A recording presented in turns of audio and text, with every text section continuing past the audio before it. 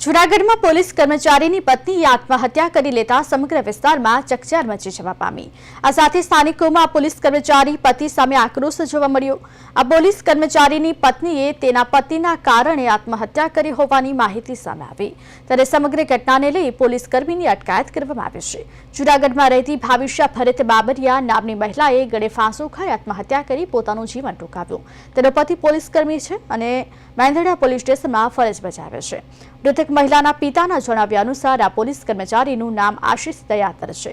આશિષ તેની પત્ની ભાવિશાને માનસિક તેમજ શારીરિક ત્રાસ આપતો હોવાનું પણ તેમના પિતાનું કહેવું છે।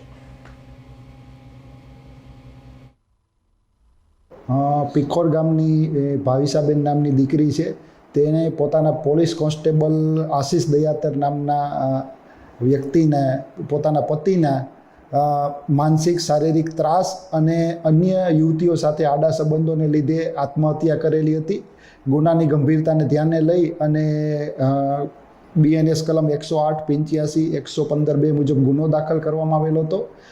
માનનીય SP સાહેબની સૂચના મુજબ આ ગુનાના આરોપીને શોધવા માટે જુદી જુદી ટીમોની રચના કરવામાં આવેલ હતી।